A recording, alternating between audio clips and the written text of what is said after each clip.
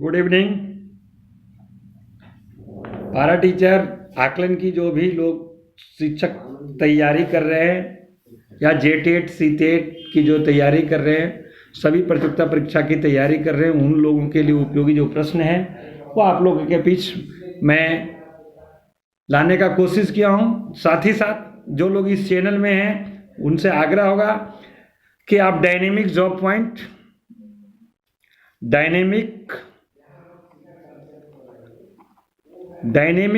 Point इस channel को subscribe कर लेंगे, ताकि जो महत्वपूर्ण वीडियो और बेल के आइकन को दबा लेंगे, ताकि जो महत्वपूर्ण वीडियो अपलोड किए जा रहे हैं वो आप लोग तक ससमय पहुंच जाए और उसके बेहतर से बेहतर तैयारी आप लोगों की हो सके, ये मेरा प्रयास है। ठीक है, तो चलिए आज का इंटरेस्टिंग MCQ आपके पास है, एक एक करके हम देखते हैं और उसके बारे में थोड़ा कंसेप्ट को भी देखते चलते हैं कि आखिर है क्या और इसके बारे में क्या है समझना चाहिए। देखिए, अगर लाइट चैप्टर को देखा जाए तो लाइट चैप्टर बहुत ब्रॉड है, ठीक है, उतना डेप्थ में हमें नहीं जाना, हमें उतना तक ही जाना है जहाँ तक हमारा लेवल है। ठीक है, अब वही लाइट 5 क्लास में भी पढ़ रहे हैं, 10 में भी पढ़ रहे हैं, 11 में भी पढ़ रहे हैं, 12 में भी पढ़ते हैं, PG में भी पढ़ते हैं। तो ये क्या होता है कि ये बहुत डेप्थ जाना पड़ता है, तो हमें ये पता होना चाहिए कि हमें जानना किस लेवल तक है, ये बहुत मायने रखता है। चलिए ठीक है, बहुत बेहतर, आगे बढ़ते हैं। तो फटाफट जो लोग इस चैनल में नए हैं वो फटाफट लाइक कर दें, और इस चैनल के माध्यम से बहुत जल्द ही आप लोगों को मैराथन क्लासेस 100 क्वेश्चन के दिए जाएंगे। ठीक है, तो चलिए पहला जो प्रश्न है उस प्रश्न को देखें। दो माध्यमों में से किसी एक माध्यम में प्रकाश दूसरे माध्यम से अधिक है, यह घटना कहलाती है। देखिए, दो माध्यम होता है, में से किसी एक माध्यम में प्रकाश दूसरे माध्यम से अधिक है, यह घटना कहलाती, क्या कहलाती है? प्रकाश का परावर्तन, प्रकाश का विक्षेपण, प्रकाश का अपवर्तन, ये सभी। देखिए, आप लोग लाइट के बारे में पढ़े होंगे, प्रकाश के बारे में पढ़े होंगे। तो प्रकाश यह क्या है? एक ऊर्जा है, और प्रकाश के वेग का सर्वप्रथम गणना रोमर ने किया था, और प्रकाश का जो चाल है, प्रकाश का जो वेग है, वो निर्वात और वायु में सबसे अधिक होता है। किसमें होता है? निर्वात और वायु में सबसे अधिक होता है, और वह कितना होता है? 3 × 10⁸ मीटर सेकेंड। ये वायु और निर्वात में। मुझे लगा कि थोड़ा सा इस पर जान भी लेना चाहिए।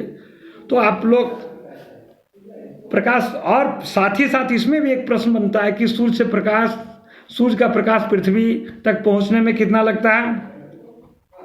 8 मिनट 19 सेकेंड। 19 सेकेंड, ठीक है।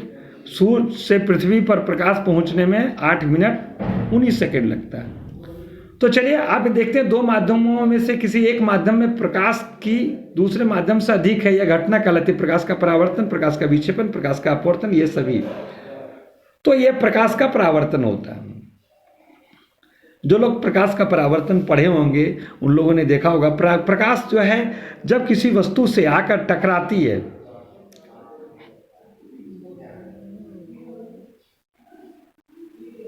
और टकराने के बाद वह प्रकाश पुनः दूसरी विपरीत दिशा में लौट जाती है, तो वह प्रकाश का परावर्तन कहलाता है। आपने उसमें पढ़ा होगा।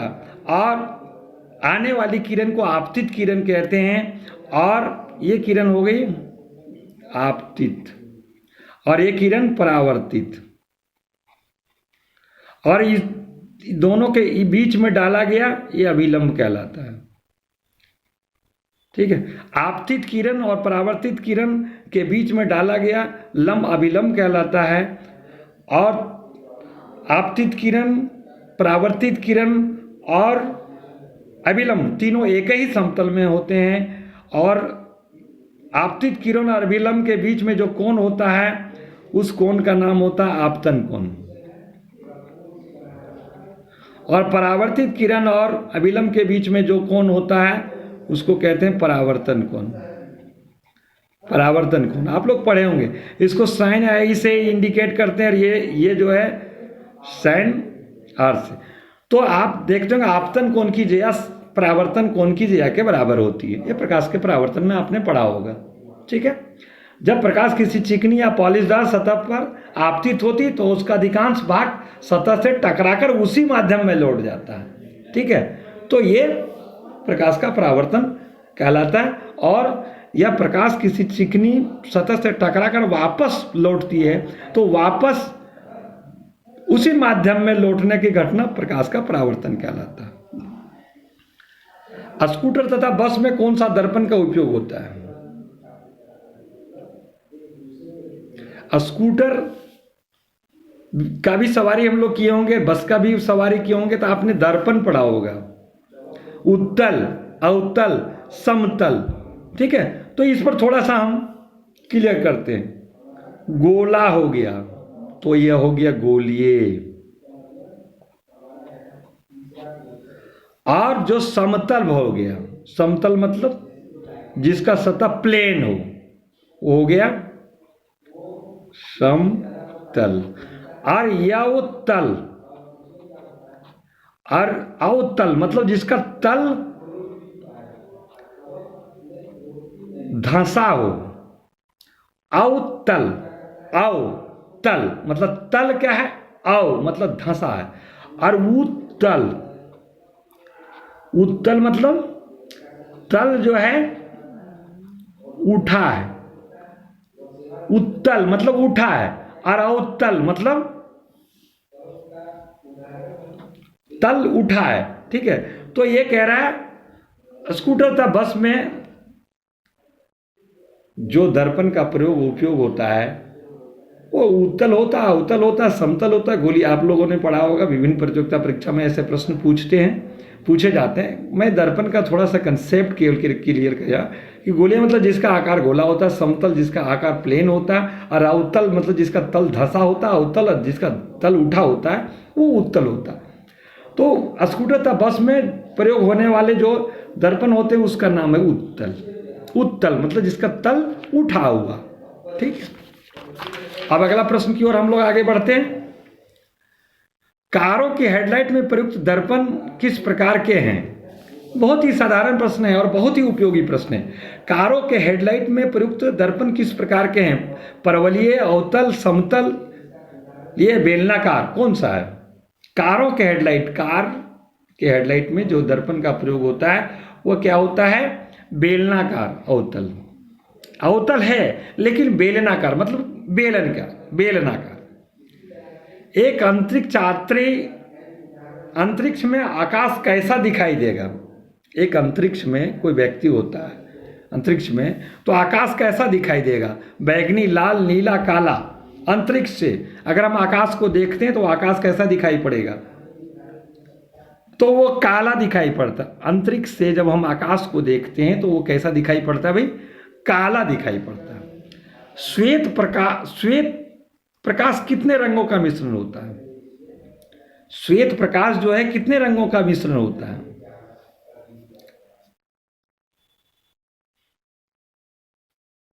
श्वेत प्रकाश जो है आप लोग जानते हैं कि 7 रंगों का मिश्रण होता है। रंगों का मिश्रण होता है। श्वेत प्रकाश जो है वो 7 रंगों का मिश्रण होता है, ठीक है।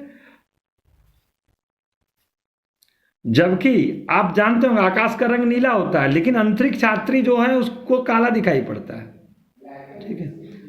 तो प्रकाश का रंग 7 रंगों का मिश्रण है, ठीक है। इसका जवाब ये हो गया।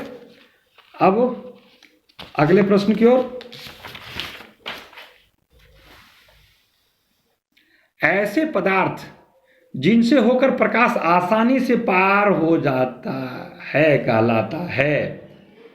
बहुत साधारण प्रश्न है, लेकिन ऐसे भी प्रश्न बहुत उपयोगी होते हैं। कभी कभी ऐसे ही प्रश्न आ जाते हैं और फिर हम गलती कर बैठते हैं।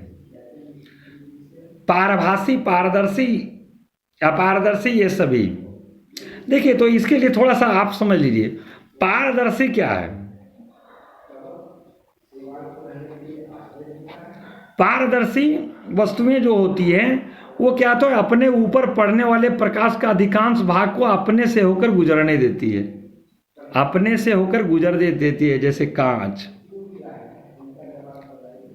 पानी, वायु, ये सब पारदर्शी हो गए, क्योंकि इन पारदर्शी ऐसी वस्तुएं होती है जो उनके ऊपर जो किरणें ऊपर पड़ने वाली प्रकाश अधिकांश भाग को गुजरने देती है।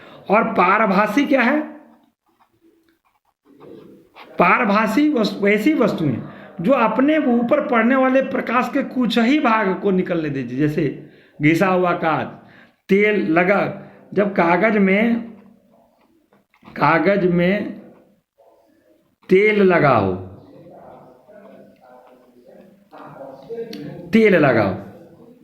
तो ये पारभासी कहलाएगा।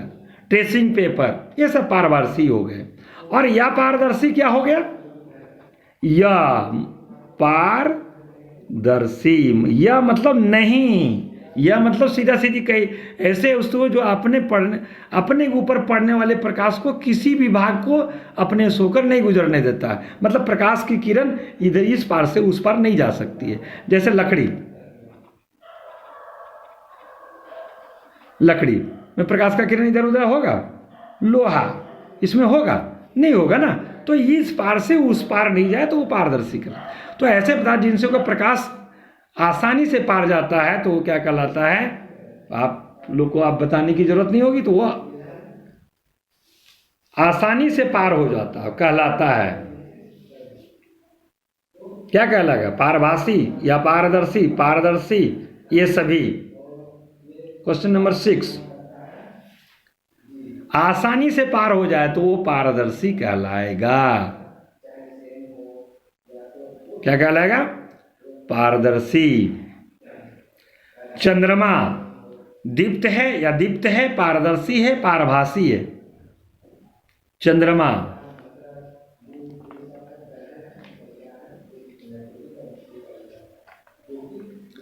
क्या है? तो चंद्रमा जो है वह क्या है? चंद्रमा दीप्त है या दीप्त है? पारदर्शी है, पारभासी है?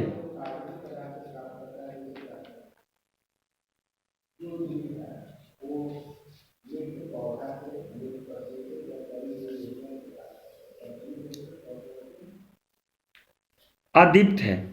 क्या है चंद्रमा? या दीप्त है।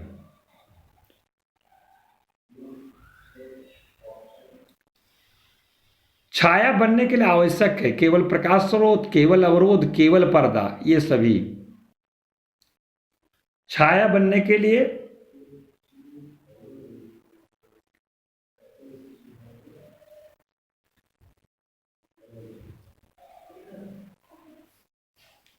क्या है? केवल प्रकाश स्रोत, केवल अवरोध रुकावट, केवल पर्दा, ये सभी।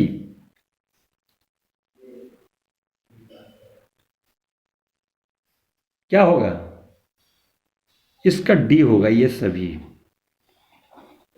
केवल प्रकाश स्रोत से, केवल प्रकाश स्रोत, केवल अवरोध, केवल पर्दा, ये सभी की जरूरत है, तभी छाया बन सकती है। ठीक है, अब 9वें प्रश्न की ओर जाते हैं, आगे बढ़ते हैं। तो 9वां प्रश्न जो है, किसी वस्तु की छाया की लंबाई सुबह और शाम में दोपहर की अपेक्षा होती है।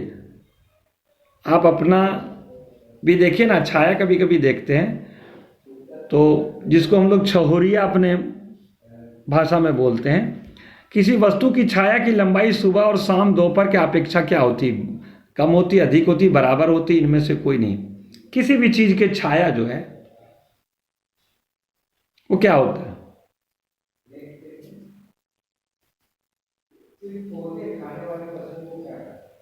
क्या होगा? अधिक होगा। अधिक हो, किसी वस्तु की छाया की लंबाई सुबह और शाम दोपहर की अपेक्षा अधिक होती है।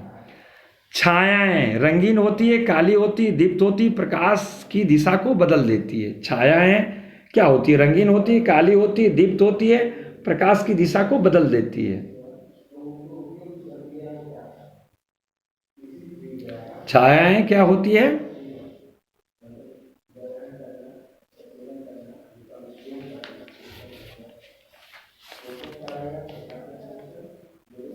छाया क्या है? जब किसी अपारदर्शी वस्तु को किसी प्रकाश के स्रोत से आपतित प्रकाछ के पथ में रखा जाता है, मतलब जिससे प्रकाश की किरण इधर से उधर नहीं पार हो, या पारदर्शी शक्ति को छाया कहते हैं। सीधा सीधी या पारदर्शी जो शक्ति होती है उसको हम छाया कहते हैं। ठीक है, तो 10वां नंबर का सही जवाब क्या होगा?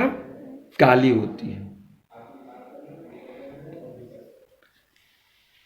प्रकाश सरलरेखा में गमन करता है, अपारदर्शी वस्तुओं से होकर गुजर सकता है, का परावर्तन नहीं हो सकता को हम देख सकते हैं। प्रकाश 11 नंबर क्वेश्चन।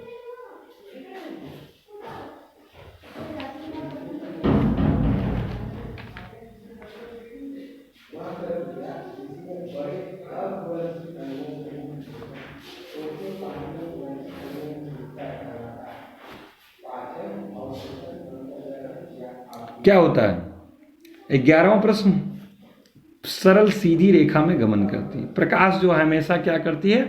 सरल रेखा में गमन करती है।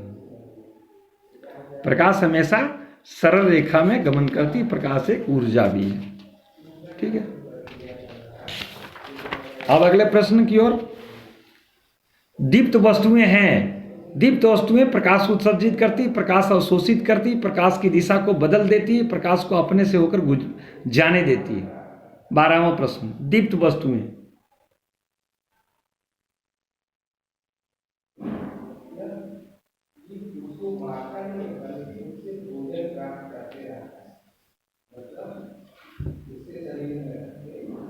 दीप्त वस्तुएं प्रकाश उत्सर्जित करती है। दीप्त वस्तुएं क्या हैं? वो प्रकाश उत्सर्जित करती है। इनका सही जवाब ये होगा। अदीप्त प्रकाश स्रोत है कांच, सूर्य, एक और दो तारे।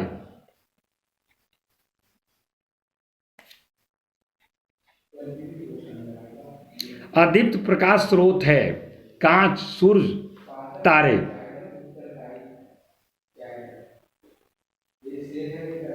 अदीप्त प्रकाश स्रोत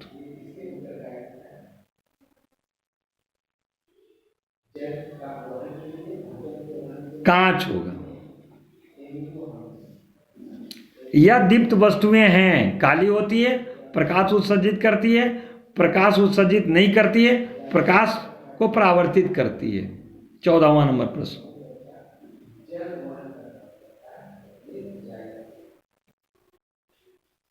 तो ये प्रकाश उत्सर्जित नहीं करती है, अदीप्त वस्तुएं। ठीक है, अब अगला जो प्रश्न है वो 15वां प्रश्न है। दर्पण मुख्यतः कितने प्रकार के होते हैं? 1, 2, 3, 4।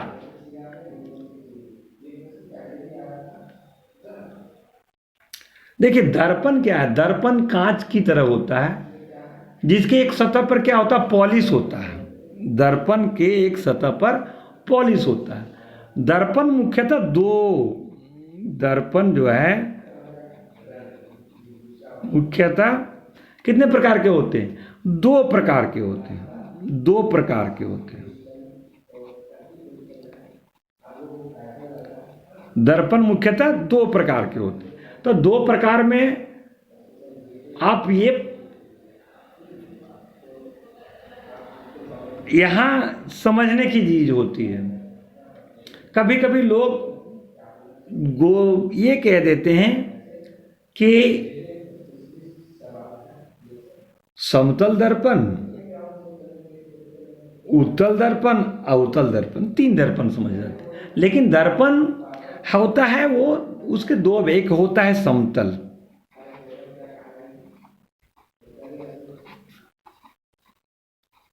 समतल दर्पण। ठीक है, और दूसरा जो होता है वो गोलीय दर्पण होता है। दूसरा क्या होता है? गोलीय दर्पण होता है। एक होता है समतल दर्पण, दूसरा गोलीय दर्पण। तो समतल दर्पण ऐसा दर्पण जिसका परावर्तक पृष्ठ समतल होता है।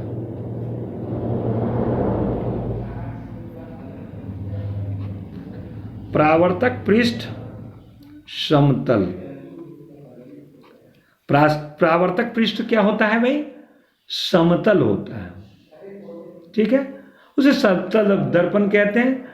और इसमें प्रतिबिंब सदैव आभासी तथा सीधा बनता है। प्रतिबिंब क्या होता है इसमें?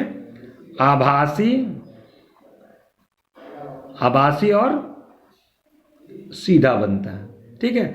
लेकिन गोलीय दर्पण जो है ये किसी खोखले गोले को काटकर एक तरफ पॉलिश कर दिया जाता है, और इस गोलीय दर्पण के दो भाग होते हैं, ये और भी। तो यही मैं अभी कह रहा था, एक जो है वो अवतल हो गया, अवतल दर्पण। आप समझिए जैसे किसी दर्पण को काटते हैं, अगर किसी गोलाकार वस्तु को काटा जाए तो क्या होता है कि उससे एक तरफ तल धसा हुआ नजर आता है, एक तरफ उठा हुआ नजर आता है। तो वही अवतल हो गया, और हो गया उत्तल दर्पण। अवतल दर्पण और उत्तल दर्पण। अब यहाँ ये चीज देखना है कि अवतल दर्पण और उत्तल दर्पण में होता क्या। तो अवतल दर्पण क्या है? इस दर्पण में प्रकाश का परावर्तन अंदर की ओर दबी सतह से होता है, और एक दर्पण वृत्ताकार गोले का भाग होता है, इसके बाहरी सतह पर पॉलिश कर दी जाती है, ठीक है। यह अवतल दर्पण। अवतल दर्पण बहुत सारा अवतल दर्पण का जो उपयोग होता है सोलर कुकर में किया जाता है, सर्च लाइट में, मोटर कार के हेडलाइट में, टॉर्च, रोगियों की नाक गले के जांच में इत्यादि में ये सब अवतल दर्पण का प्रयोग किया जाता है। और उत्तल दर्पण क्या है? जिस दर्पण में प्रकाश परावर्तन उभरी हुई सतह से होता है उसे उत्तल दर्पण कहते हैं। उत्तल दर्पण का उपयोग जो होता है कहाँ कहाँ होता है भाई? स्कूटर में, बस में, इसका प्रयोग किया जाता है उत्तल दर्पण का। चलिए, बहुत बहुत धन्यवाद। जो लोग इसी तरह से, मेरा एक प्रयास रहेगा आप लोगों के लिए कि आप लोग इसको देखें, लाभ उठावें, जो भी लोग तैयारी कर रहे हैं।